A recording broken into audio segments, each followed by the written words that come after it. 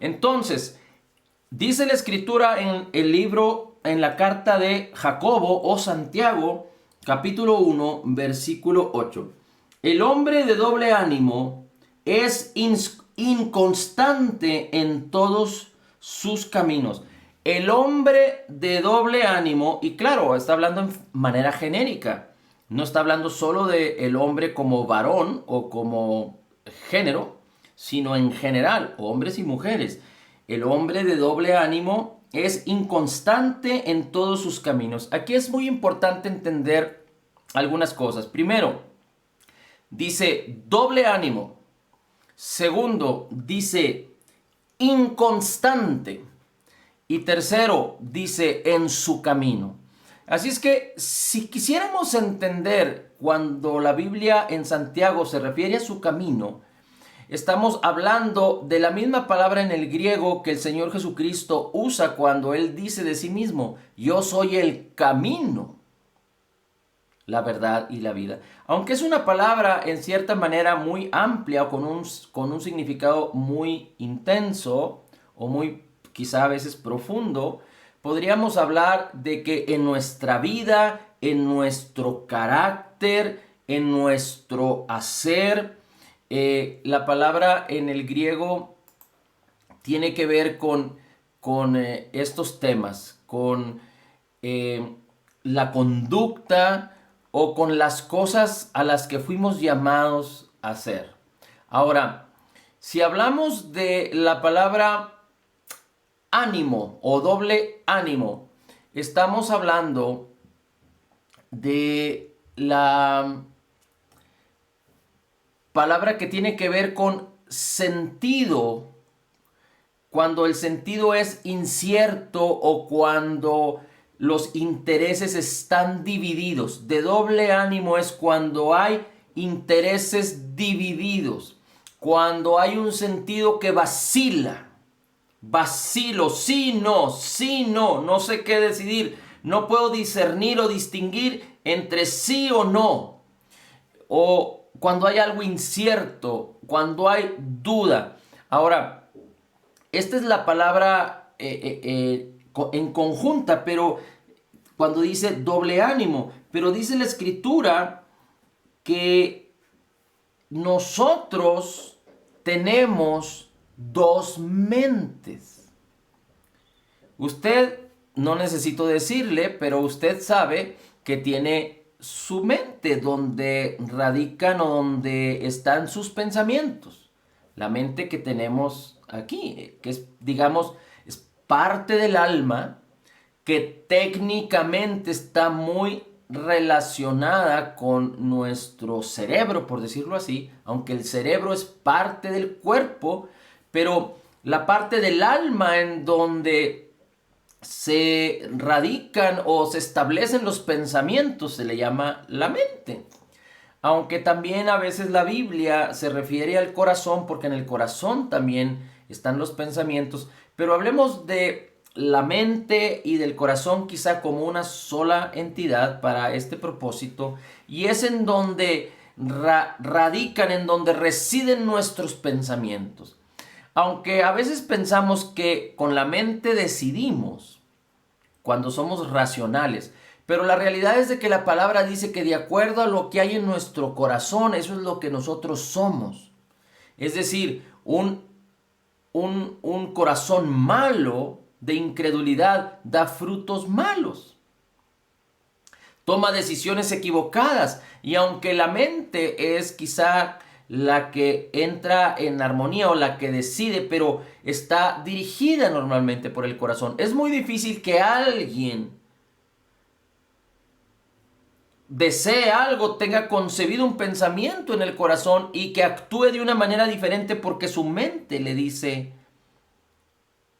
que haga otra cosa. Por ejemplo, no estamos acostumbrados a ser controlados. En nuestros corazones no estamos acostumbrados, no es correcto porque el hombre no fue llamado a que otros tengan control, a que nos digan qué hacer. No, no es el propósito de Dios este. Así es que cuando alguien nos da órdenes, muchas veces hay esa contradicción de querer obedecer las órdenes. Pero por ejemplo, en un trabajo, cuando tú eres un empleado y el gerente te da órdenes y aunque tú no estás en contra de hacerlas, muchas veces tu razonamiento te dice tienes que hacerlas porque si no, puedes perder tu trabajo. O como aquel típico, aquella típica historia de aquella niña que va brinque y brinque en el asiento trasero del auto, brinque y brinque, y su mamá le dice siéntate, siéntate, y no quiere sentarse hasta que su mamá en un momento determinado detiene el auto, le dice de una manera estricta siéntate, la sienta a la fuerza, le pone su cinturón o la pone ahí en su silla para los niños, y la mamá emprende otra vez el manejo de su auto y la niña piensa en sí mismo, o quizá en algunas otras historias dice, bueno, me senté, pero en mi corazón sigo brinque y brinque en el sillón trasero del auto. Es decir, a veces suele suceder, pero normalmente lo que hay en el corazón es lo que razona nuestra mente y es la conducta que nosotros tomamos. Normalmente de la mente se reciben toda la serie de pensamientos y cuando estamos tan absortos o cuando deseamos ese tipo de pensamientos y cuando estamos sumergidos en esos pensamientos, los concebimos en el corazón, los guardamos, los atesoramos y eso es lo que forma nuestra conducta, eso es lo que dirige nuestro camino. Entonces Jacobo dice, el hombre de doble ánimo es inconstante en sus caminos, es decir, no va a poder lograr nada, no va a alcanzar el objetivo, va a fallar continuamente. Y si quisiéramos parafrasear a Jacobo o a Santiago, diríamos, el hombre que tiene dos mentes es inconstante en sus caminos. Pero resulta que tú y yo tenemos dos mentes. El tema no es que tú y yo tenemos dos mentes, esa no es la problemática, sino la problemática es que esas dos mentes armonicen. Porque cuando en una mente hay un sistema de pensamientos y en la otra algo diferente, entonces no hay armonía y entonces ahí es donde hay un doble ánimo. Me voy a explicar un poquito más en los versículos que vamos a leer a continuación, pero acompáñame a buscar Primera de Corintios, capítulo 2, versículo 16. Primera carta a los Corintios, capítulo 2, versículo 16. Porque, dice la Escritura, porque ¿quién conoció la mente del Señor? Y está hablando de Jesucristo, para que le instruya. Es decir, la mente del Señor Jesucristo era excelsa como hombre. Si comparáramos la sabiduría y la mente de Cristo, humanamente hablando, con cualquier tipo de hombre en cualquier generación desde el principio hasta el final, no vamos a poder hallar jamás, nunca, a alguien que tenga en ese aspecto la mente de Cristo. Dice, porque ¿quién conoció la mente de Cristo? ¿Quién la instruirá? Y luego dice la Escritura, mas nosotros tenemos la mente de Cristo. ¿Cómo está esto? ¿Cómo lo podemos entender? Bien, no está hablando de nuestra mente, porque nuestra mente está aquí, pero está hablando de la mente de Cristo que mora aquí. Recuerde que Cristo habita por la fe aquí. Cristo, el Espíritu de Cristo, mora en nosotros. La mente de Cristo, la sabiduría de Dios, mora aquí. De hecho, dice la Escritura que nuestro espíritu es un espíritu con Cristo, nuestro nuevo espíritu, el nuevo espíritu del nuevo creyente. Cuando hablamos del espíritu del hombre y nos referimos al nuevo creyente, hablamos de un nuevo espíritu. Eso es importantísimo que usted se lo aprenda y que siempre que hablemos de esto entienda que es nuestro nuevo espíritu, porque el espíritu que estaba apartado de Dios murió en la cruz del Calvario. Pero tenemos un nuevo espíritu que es uno con el espíritu de Cristo, y ahí, en esa unidad, se encuentra la mente de Cristo.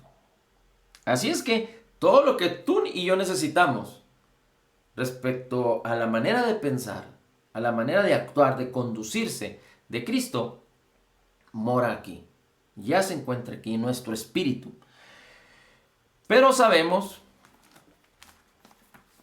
que la palabra nos revela.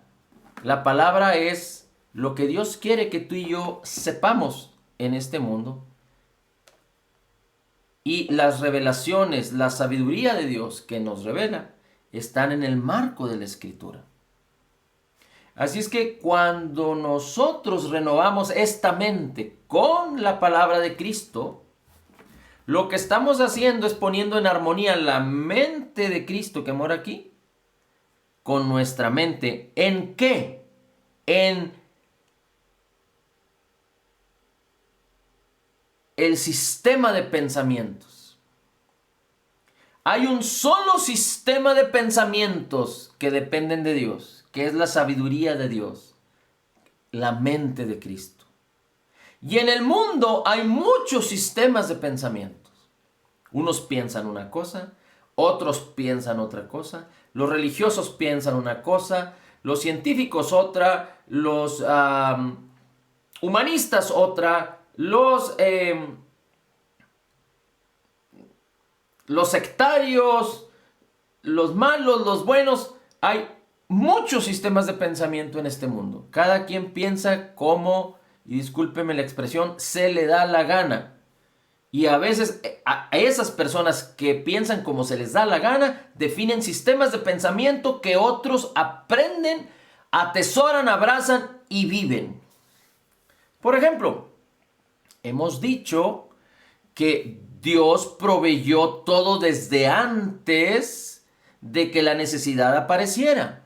Dios creó un mundo que, aunque está caído por causa del pecado original, pero Dios diseñó todas las cosas desde el principio y hasta el fin, y estas no van a llegar a su término antes de que se cumpla lo que Dios definió. Y hay un sistema de pensamiento que dice que si no tenemos cuidado con A o con B o con C, vamos a destruir el mundo. El mundo no se va a destruir si no se cumple perfectamente la palabra del Señor. Que se va a acabar el agua. El agua no se va a acabar jamás, excepto que se cumpla dentro del marco de la palabra del Señor. Pueden suceder guerras, rumores de guerras. Pueden suceder hambrunas, pueden suceder catástrofes. Pero la palabra del Señor se tiene que cumplir respecto al cielo y respecto a la tierra, respecto a la eternidad del hombre. ¿Para estar con Cristo o para estar separados de Dios para siempre? Pero hay sistemas de pensamiento que empiezan a lanzarse y otros lo abrazan, y entonces por motivos incorrectos utilizan esas cortinas de humo humanistas o de cuidado del mundo, etcétera, para propósitos que no son genuinos, para propósitos o intereses muy personales que tienen que ver con el dinero y con el poder. Y esos sistemas de pensamiento, como muchos otros respecto a la palabra, respecto a la religión, respecto a muchas otras cosas, al materialismo, a la evolución, a los sistemas, las maneras de comportamiento, tantos sistemas de pensamiento hay en este mundo que alguien los origina, alguien los lanza y muchos los atrapan y empiezan a vivir de acuerdo a ese sistema de pensamientos que quizá prometen muchas cosas, que quizá hacen alarde de otras, pero a la verdad todo sistema de pensamiento de este mundo está hueco, no produce vida. no tiene fundamento de veracidad en sí mismos. Y aunque algunos puedan tener matices que se parecen a la Biblia. Por ejemplo, en estos últimos días, usted sabe que respecto a la religión, algunos dicen tener el mismo Dios, pero no necesariamente son hijos de Dios, porque si no han nacido de nuevo, si no han conocido a Cristo como el Señor y Salvador, podrán declarar a Cristo, podrán hablar de Jesús, inclusive podrán creer. Pero si no son creyentes nacidos de nuevo, cualquier persona que confiese o que cree en Cristo, que cree en Dios, no necesariamente es hijo. Y entonces de ahí se derivan muchas falsas doctrinas, muchos falsos sistemas de pensamiento que engañan a muchos y se llevan a muchos en esa falsedad. Porque dice la Biblia que los demonios también creen y tiemblan.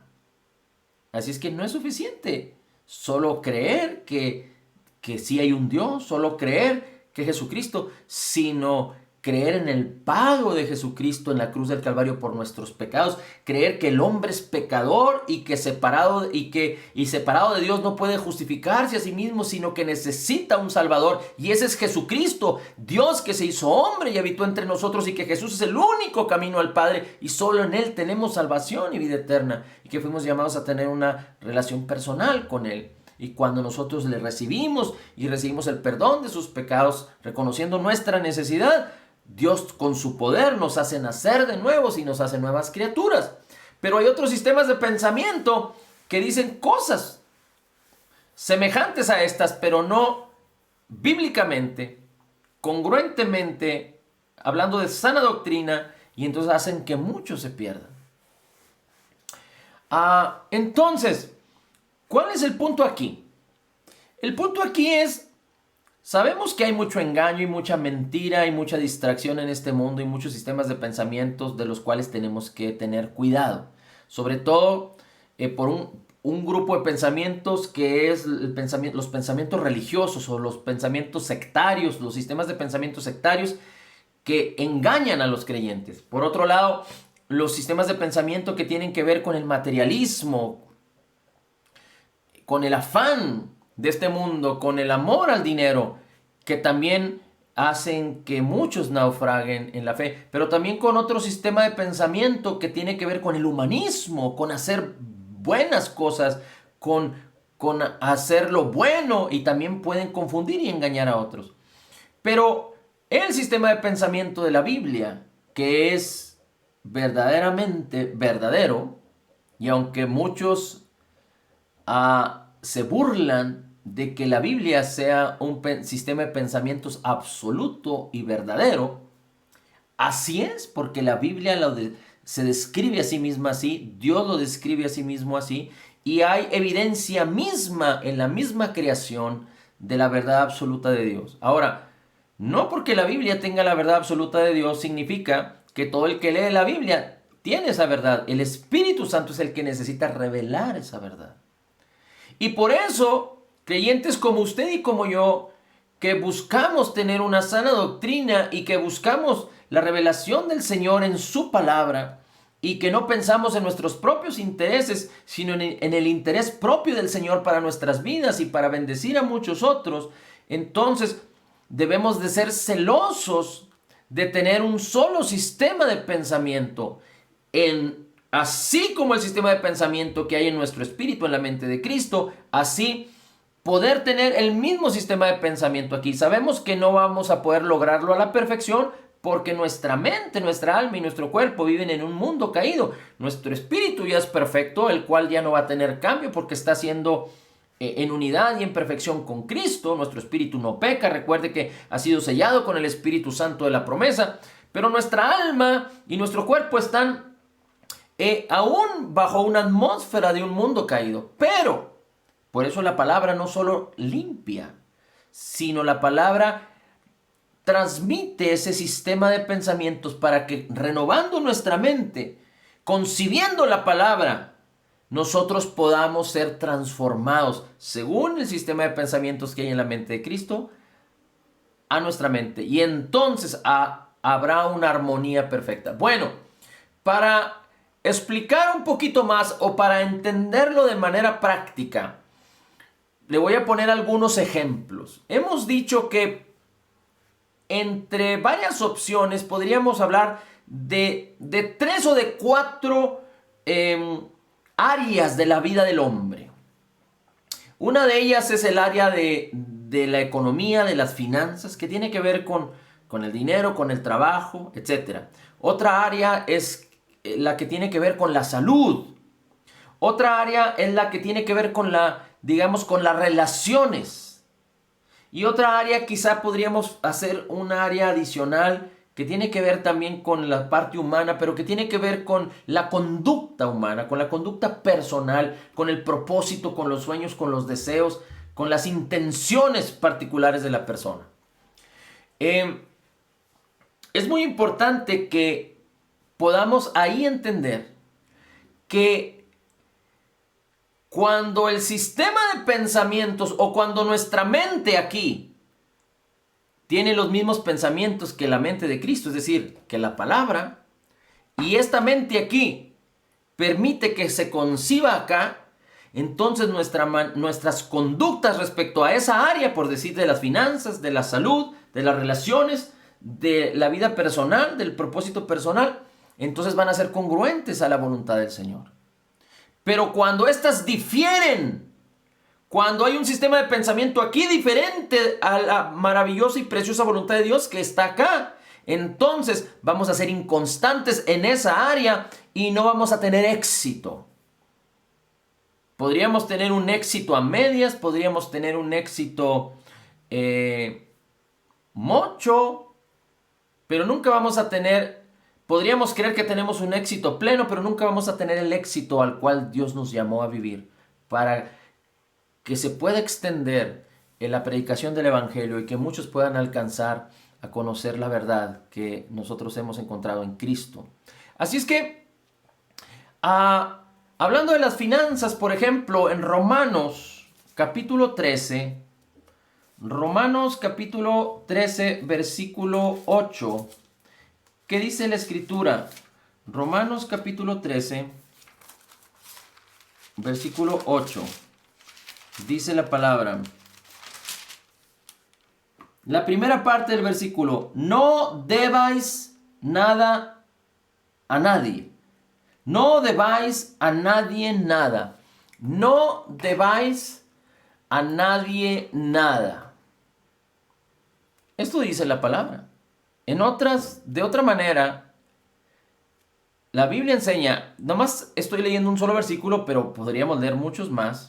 Solo quiero nada más expresar o poner el punto aquí importante que tiene que ver con dos mentes, pero aunque tengamos dos mentes, no debemos de tener doble ánimo, sino el mismo ánimo, la misma manera de pensar que tiene Cristo, que tengamos nosotros a través de la palabra. Dice la palabra: no le debas nada a nadie. En otras palabras, si lo podemos decir así, el Señor no quiere que nos endeudemos. Y este sistema de pensamientos de este mundo, en las finanzas, que dice: endeúdate para que puedas tener casa, para que puedas tener carro, para que puedas tener esto, lo otro, aquí, allá. Pero la Biblia es muy clara. Dice: no le debas nada a nadie. Podemos leer Proverbios, podemos leer otros versículos en donde es peligroso vivir en deudas. Inclusive vivir endeudado no solo es peligroso, sino que motiva la codicia, motiva el abuso, motiva el deseo de los ojos, saca de equilibrio a las personas. Entonces, cuando nosotros pensamos de otra manera, todos nos hemos endeudado alguna vez. Mi casa, tu casa, donde vivimos, mi familia y yo, la compramos con un crédito. Gracias al Señor, mucho tiempo atrás quedó completamente saldada. Y muchas personas tienen que tomar una acción semejante porque de otra manera no podrían tener casa. Pero hay muchas personas, por no decir que todas, pero hay muchas personas, inclusive creyentes, que viven endeudados en todo. En todo. Y todos hemos pasado por ahí, pero el Señor no diseñó tu vida y mi vida, tus finanzas y mis finanzas para que vivamos endeudados. Así es que cuando nosotros pensamos de una manera diferente, como el Señor piensa, entonces vamos a ser inconstantes y no vamos a poder tener éxito en las finanzas. Así es que el consejo de la palabra es que hagas lo necesario para salir de las deudas. Pídele sabiduría al Señor, empieza a tomar los elementos correctos de ser un buen administrador de las finanzas del Señor para que vivas en lo mejor de Dios respecto a las finanzas. Recuerda que Dios no se enoja porque tú tomas otro camino diferente en respecto a las finanzas, diferente al que Él diseñó para ti. Él no te va a condenar, ni yo te estoy condenando. Nadie debe de condenarte, pero no es lo mejor para ti. No es el deseo del corazón de Dios. No va de acuerdo a la sabiduría de Dios. Y la sabiduría de Dios es el deseo de Dios, la voluntad de Dios es buena, agradable y perfecta. La sabiduría de Dios produce paz. La sabiduría de Dios produce la sabiduría de Dios produce certidumbre, fruto. La sabiduría de Dios produce pureza. Así es que, como podemos entender, muchas personas, este sistema vive endeudado, los países viven endeudados, contrarios. Estos sistemas de pensamiento están contrarios a la palabra del Señor, pero tú y yo podemos entender que si seguimos el mismo camino, vamos a ser inconstantes en nuestro llamado, en el área de las finanzas. Y entonces no vamos a tener éxito. Segundo, en el área de la salud. Mira cómo dice Mateo capítulo 8, versículo 17. Mateo capítulo 8, versículo 17 está hablando del cumplimiento de la profecía de Isaías 53, versículos 4 y 5. Dice Mateo capítulo 8, versículo 17. Dice, bueno, vamos a buscar desde el versículo...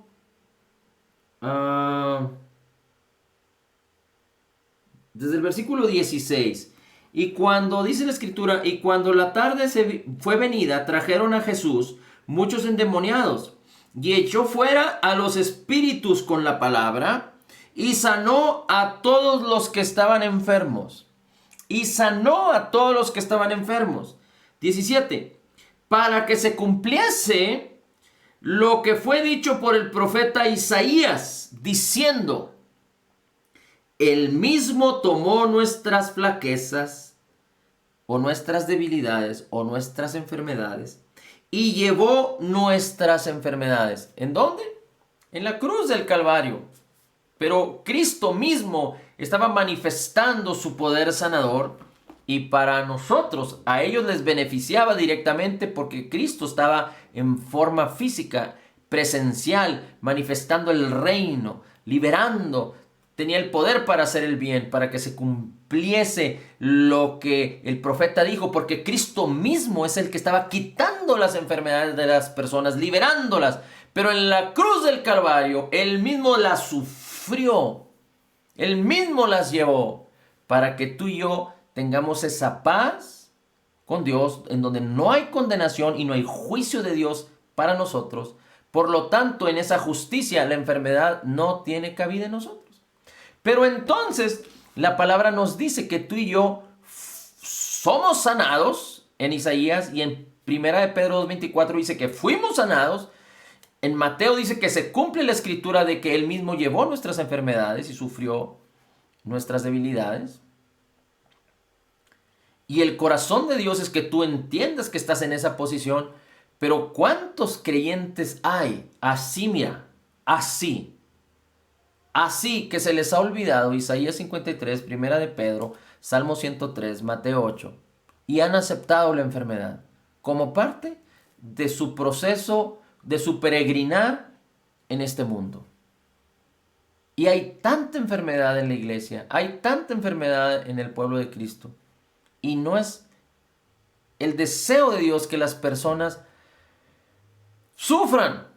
De hecho, hemos dicho ya que aquel que está involucrado en una enfermedad no está dando honra y honor a la obra terminada, completa y perfecta de Jesús en el Calvario. Y de la misma manera, Dios no se enoja y Dios no nos culpa y Dios no nos condena. Pero no es lo mejor que Dios preparó para nosotros. Y cuando nosotros no lo entendemos y pensamos otra cosa, y entonces normalmente todas las personas, incluyendo muchos creyentes, su primera opción es el tratamiento médico y los médicos.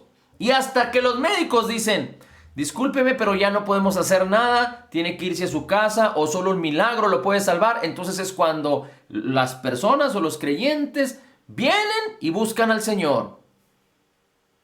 Y muchos consiguen atraer o atrapar un milagro por la fe, pero muchos otros no. Y sufren más. Y esto es por causa de una diferencia de pensar. Porque Dios piensa de una manera y los hombres se han acostumbrado a pensar de otra manera. Y la palabra tiene el propósito de renovar ese sistema de pensamientos equivocados para atrapar lo mejor de Dios. Ahora, es importante que entienda algo. Por ejemplo, alguien está enfermo y lo van a operar. O va a ir a ver al médico y pide oración. La pregunta sería, ¿oraríamos por esa persona que ya tiene determinado ir al médico o que lo operen? Y no me malinterprete, no estoy hablando de quizá de las mujeres embarazadas o de ese tipo de cosas que a fin de cuentas tienen que ir a un hospital, ¿no? O algo así. Pero cualquier otra situación de alguna enfermedad, de algo fortuito. Y entonces la persona pide que se ore por ella. Y entonces, ¿cuál sería la oración? ¿Que el Señor lo sane? ¿O que el Señor bendiga el hospital y que le bendiga en su estancia ahí en el hospital y que bendiga a las enfermeras y a los médicos? Porque la persona se sujetó a ir con los médicos y a ir a un procedimiento. Entonces yo considero que si esa persona pide oración, pues la oración no es que Dios la sane, porque ella no está recurriendo al Señor. La oración sería, Señor, que no le cobren tanto, que sean amables con ella, que los médicos vayan sobrios a operarla y que todo le vaya bien. Esa sería la manera correcta. Porque una persona no está creyendo en Dios para ser sanada, pero está creyendo en los médicos para ser sanados. Pero a fin de cuentas los médicos son hombres como tú y como yo, con tantas limitaciones como tú y como yo. Así es que Dios quiere que nosotros cambiemos nuestra manera de pensar y que busquemos primeramente lo que Él tiene, la bendición que Él tiene, y que perseveremos y que estemos fuertes para cualquier situación. Y como segunda opción, puede ser un médico, pero no como la primera. Desafortunadamente, la mayoría de los creyentes tienen a los médicos y a los sistemas de salud de este mundo como la primera opción, y la palabra dice completamente algo diferente. Entonces podemos ver que hay doble ánimo. Entonces el creyente en su salud va a ser inconstante y va a vivir problema tras problema de salud. Hemos dicho ya que hay algunas enfermedades que no matan y que están molestando poquito. Y el creyente se ha contentado, ha hecho pacto con las enfermedades. Por ignorancia, digamos, porque ya han tenido tanto tiempo o porque ya me cansé. Ya no puedo, ya voy a dejar en paz esa enfermedad, pues que ahí siga, ¿no? Usted sabe a qué me refiero, enfermedades que afectan poquito, pero que permanecen para siempre. Pero las enfermedades son el principio de la muerte. Las enfermedades no son parte del reino de Dios.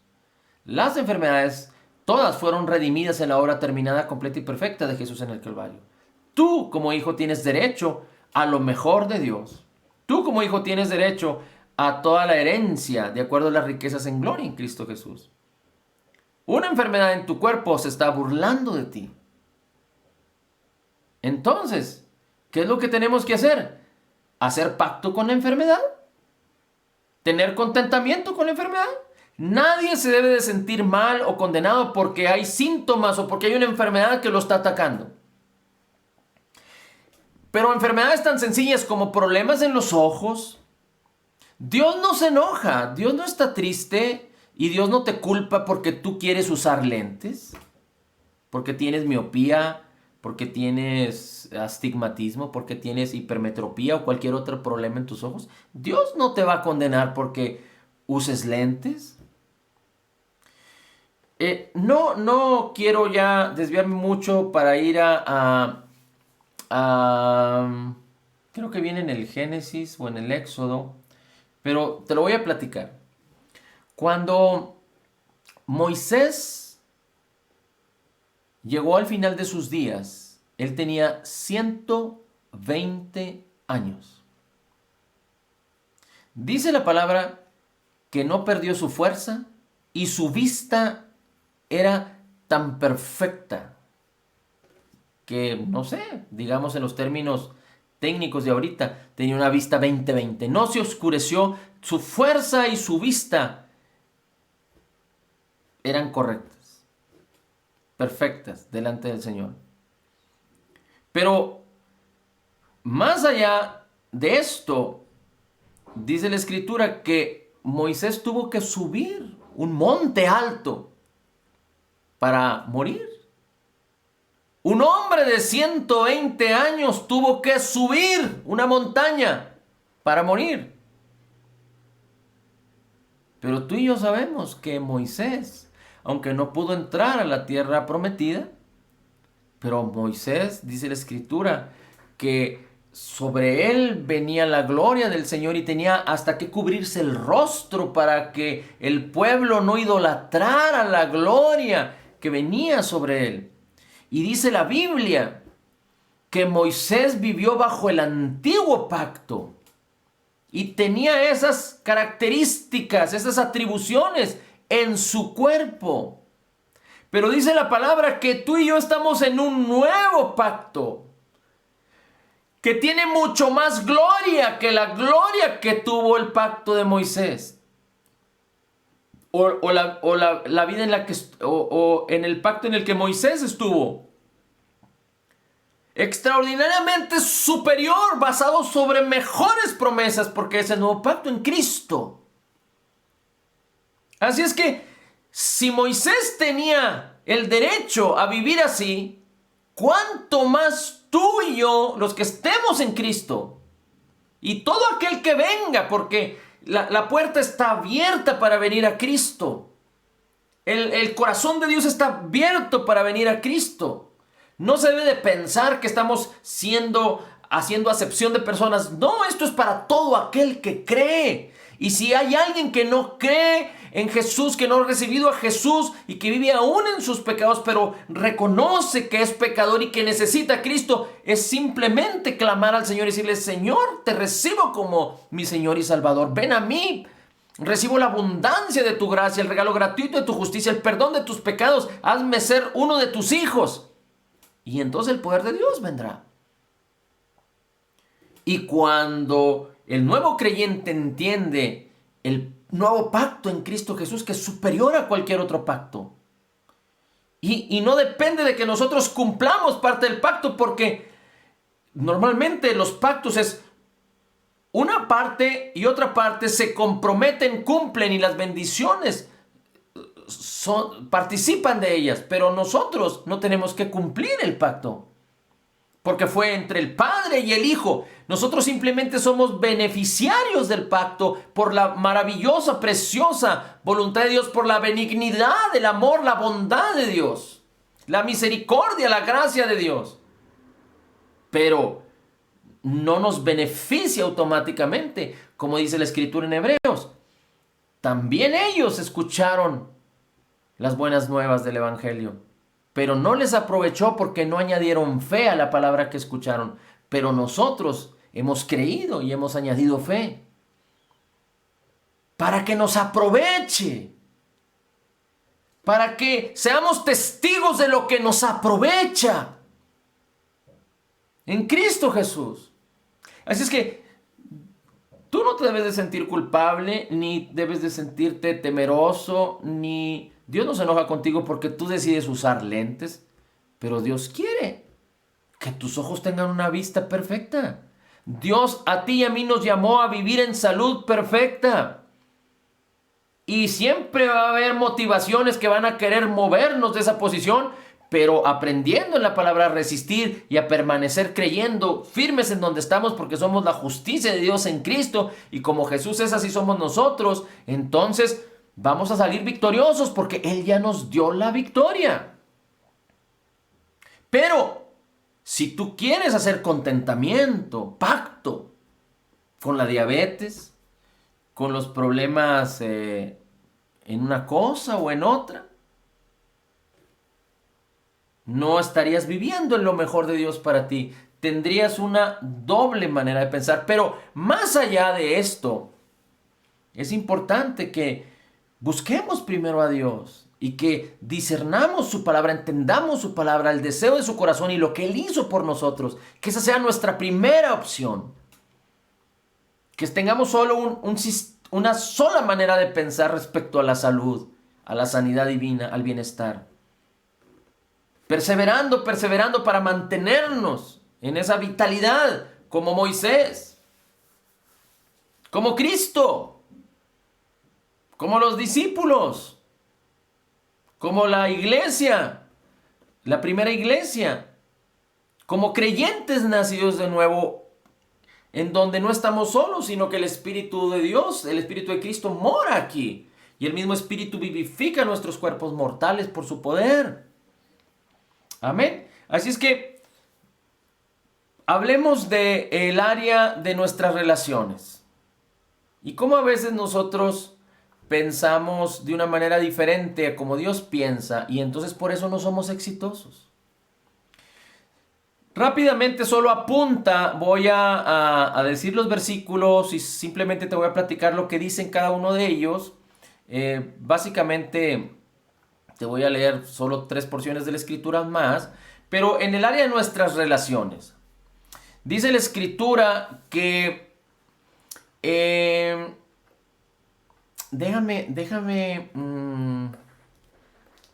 me acuerdo...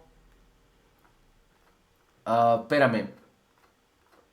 Porque hay una escritura...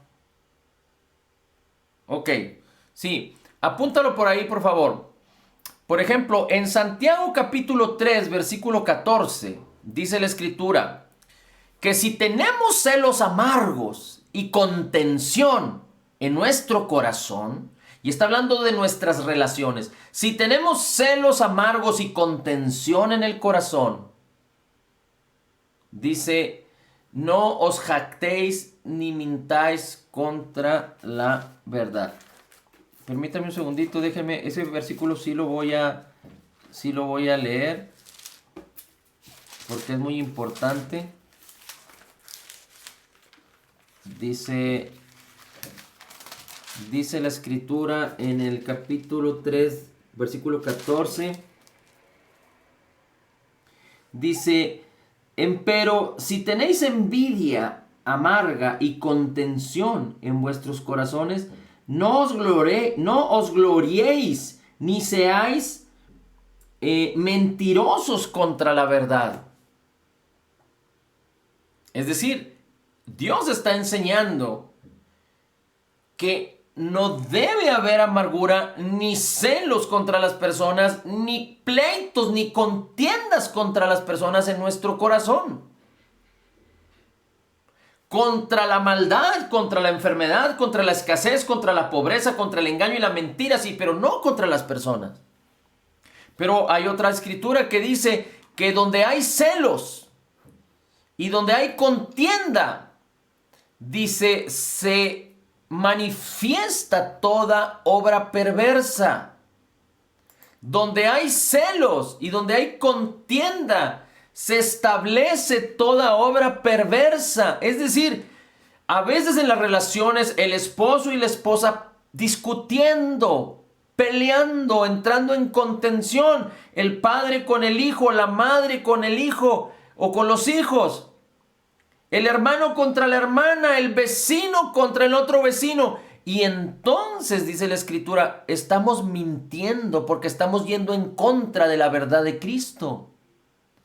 Pero no solo eso, sino que donde hay celos y contención y pleitos y contienda, se manifiesta toda obra perversa. Le estamos dando oportunidad al diablo que venga a lastimar a las personas. Recuerdo que en muchas historias se ve esto, donde la mamá tiene muchos problemas con su hijo adolescente o quizá con su hijo pequeño, muchos problemas, y va con el predicador, con el pastor para pedir consejo, y el pastor se esfuerza por darle toda una consejería con muchos versículos, pero la mamá regresa la siguiente semana diciendo que se ha agravado la situación y se le vuelve a sugerir, se le vuelve a aconsejar y pasa 1, 2, 3, 4, 5 semanas y la cosa se ha puesto más difícil. Entonces el predicador, esto es como una historia, esto es como un cuento que te estoy platicando, pero sucede. Y entonces el predicador decide ir a la casa de la mujer con su hijo para ver qué es lo que está pasando. Quizá necesite el hijo tener un encuentro con el pastor y el pastor hablarle fuerte o hablarle de alguna manera para que las cosas se solucionen. Y cuando el hombre llega a casa de esta familia, resulta que la mamá, la mujer, le habla al hijo menospreciándolo, exigiéndole, gritándole, comparándole con todos los animales habidos y por haber, hablándole, diciéndole de qué se va a morir y denostándolo, humillándolo. Y entonces el predicador entiende, es que el problema no es el hijo. El problema es la mujer, la madre, que está yendo en contra de la verdad, porque ella es la que está produciendo la contención y la adversidad en contra de su hijo. ¿Te fijas? Entonces, la palabra es muy clara. Dios nos ha llamado a amar. En 1 Corintios capítulo 13, versículos del 4 en adelante, dice que el amor es sufrido porque es paciente con las imperfecciones de los demás. El amor es benigno. El amor no tiene envidia. El amor no es jactancioso, no se envanece, no busca, no hace nada indebido. El amor no busca lo suyo. El amor no se irrita. No guarda rencor, no se goza de la injusticia, pero se goza de la verdad. Entonces, tenemos que entender la escritura y qué es lo que la palabra nos enseña para no tener una doble manera de pensar. Porque entonces en nuestras relaciones vamos a sufrir, vamos a batallar, no vamos a tener éxito. Y hablando de la actitud, quizá del tema de las personal, digo, para terminar lo de las relaciones, dice la escritura en Efesios capítulo 4, tú lo puedes encontrar a partir del versículo 29, pero dice la escritura en Efesios capítulo 4 que nosotros debemos hablar, que nuestras palabras sean palabras que edifiquen, palabras de gracia. No palabras comunes, sino palabras que edifiquen, que añadan gracia a los que escuchan. Recuerda que la Biblia también nos enseña que debemos pagar el mal con el bien. A veces el hijo nos hace algo y nosotros le correspondemos con el mal. O la esposa nos hace algo y nosotros le correspondemos con el mal. O viceversa. Y no debe de ser así, porque entonces estamos caminando con dos mentes diferentes, en doble ánimo. Un ánimo, la palabra nos exhorta, nos anima, que así como hemos sido amados, amemos porque tenemos el poder de hacerlo. Así como hemos sido perdonados en Efesios capítulo 4, lo puedes encontrar. Así como hemos sido perdonados, debemos perdonar. El amor debe ser paciente. Y entonces, si empezamos a ejercitarnos en esto, vamos a tener éxito. Y por último, hablando del área de la persona, de tu propósito, de tu conducta. Con esto cerramos. Dios no quiere que te contentes con una manera diferente de pensar a la que Él piensa. Cuando tú ignoras lo que Dios piensa, no estás justificado a equivocarte, pero tienes toda la oportunidad de aprender cómo el Señor piensa. Pero cuando tú ya sabes cómo el Señor piensa y te ha dado los recursos para que camines en esa luz, en esa pasión de su palabra y de su deseo, y no lo haces, entonces seguramente vas a ser ineficaz, inconstante. Porque sabiendo lo que el Señor quiere y cómo Él quiere que nosotros permanezcamos y perseveremos, porque solo conociendo su verdad, de su manera de pensar, tendremos libertad. Pero si tú no quieres caminar en la libertad, entonces hay un asunto que se tiene que resolver. Porque tú estás teniendo contentamiento con lo que no es del Señor. Como te digo, a lo mejor puede ser por ignorancia, ¿verdad? Y bueno, hay que aprender. Y vamos perseverando y mejorando. Pero cuando el Señor nos ha llamado a amar y no lo estamos haciendo, cuando el Señor nos ha llamado a perdonar y no lo estamos haciendo, cuando el Señor nos ha llamado a dar y no lo estamos haciendo, cuando el Señor nos ha llamado a ser pacientes y no lo estamos haciendo, cuando el Señor nos ha llamado a creer en estar bien y en la salud, porque para eso Cristo murió. Cuando el Señor nos ha llamado a disfrutar el gozo, la paz, porque es parte del fruto de su espíritu, y no lo queremos, porque recuerda que la carne tiene otros deseos que son distantes, opuestos a los deseos del espíritu. Pero cuando tú tienes contentamiento con tu carne y con los sistemas de pensamiento diferentes a los de Dios, tú no vas a vivir en libertad. Así es que, hablando de la persona, tú y yo debemos de recordar, Dios está buscando quien diga sí, en quien manifestar su poder.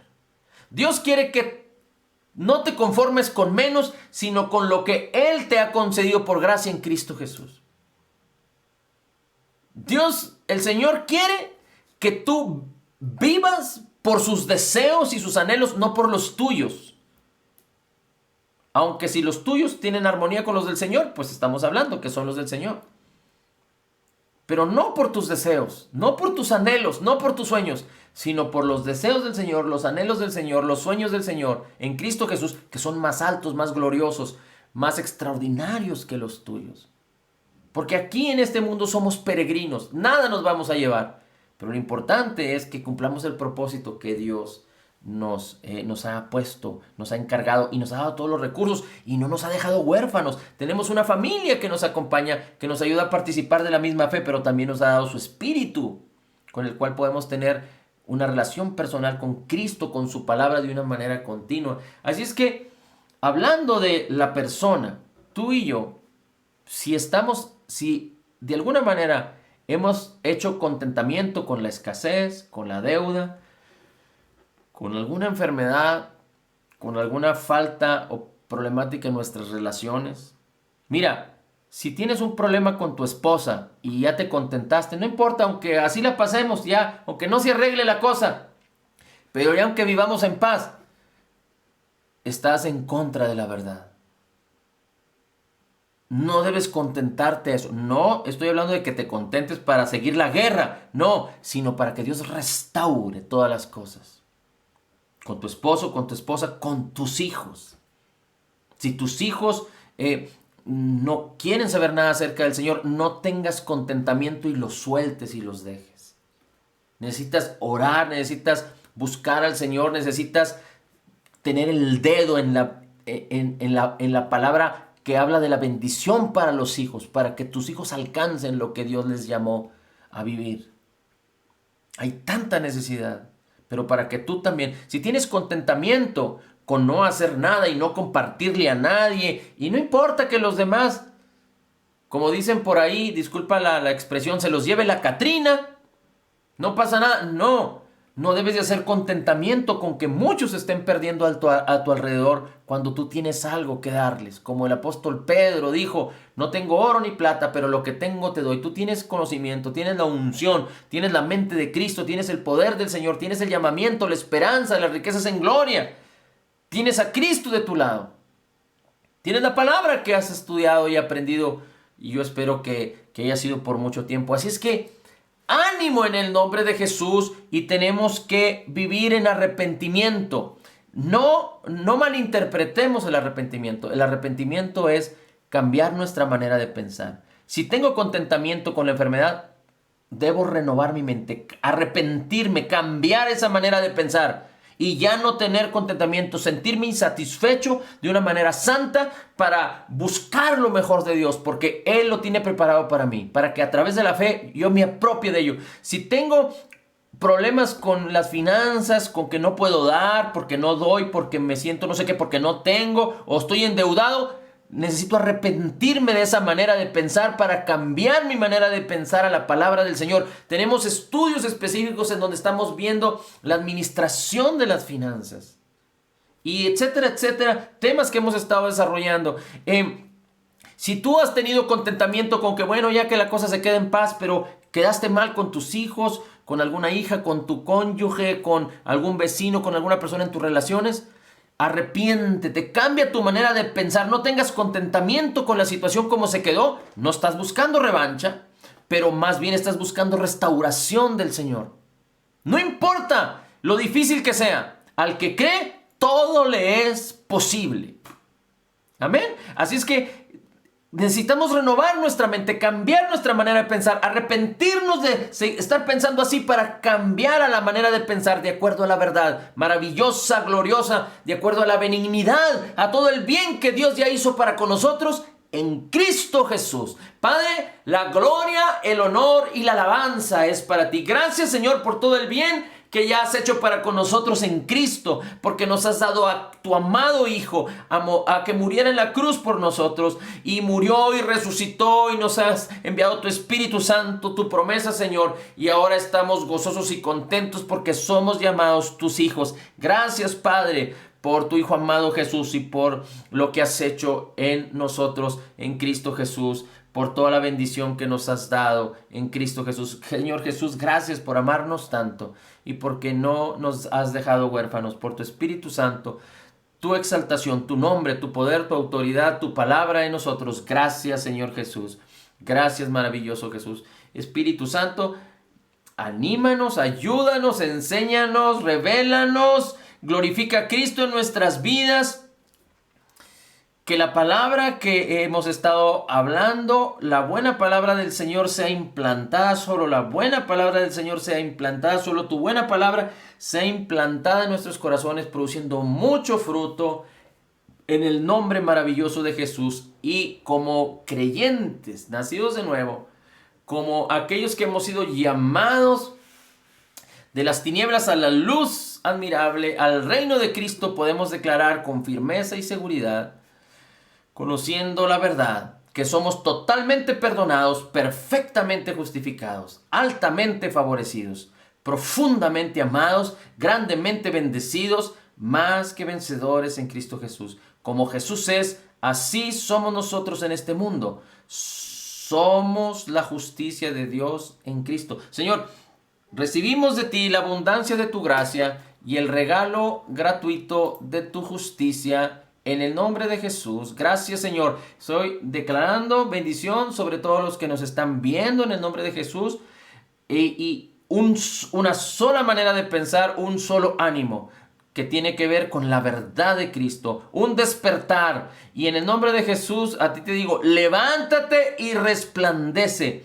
Toma la responsabilidad, porque Dios está de tu lado, Dios está contigo, y si Él está contigo, ¿quién contra ti? Pero responde positivamente al llamado que Él te hace en el nombre de Jesús. Levántate y resplandece, porque ha llegado tu luz en el nombre de Jesús.